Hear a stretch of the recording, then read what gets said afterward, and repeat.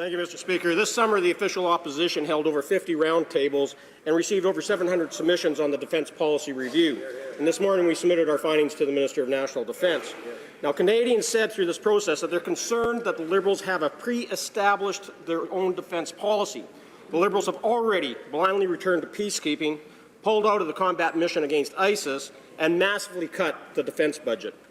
Will the government reverse course today and start listening to Canadians and implement a defence policy that reflects their priorities? Honourable Minister of National Defence. Mr. Speaker, as I stated from the beginning, my office was always open. I'm very glad that the member opposite was able to provide their submission, which I have here, which I look forward to reading. As I went across Canada with the Defence Policy Review and heard from Canadians, and one thing that we did hear was that Canadians are very proud of the work of the Canadian Armed Forces. And when it comes to peace operations, there's actually this is something we heard consistently across the board: the Canadians supporting of peace operations. And there was a poll out, and that there was 70% support by Canadians for peace operations, but I look forward to working with the member because I hope some of these work that's done in this review, they could have actually fixed when. Member for Selkirk, Interlake, Eastman.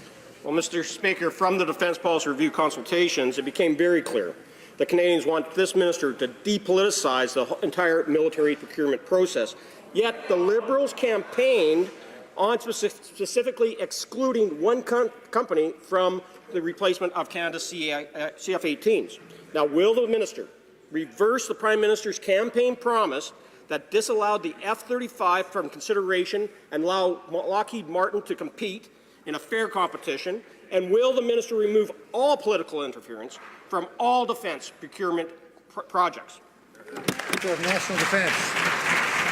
Mr. Speaker, we will make sure that the Canadian Armed Forces has the right aircraft, and we are going through a very thorough process, a process that the previous government should have fixed a long time ago. And I look forward to actually fixing a lot of the cuts that were actually done previously, with over $4 billion in cuts. But I do look forward to working with all members in supporting the Canadian Armed Forces and the missions abroad. Thank you, Mr. Speaker.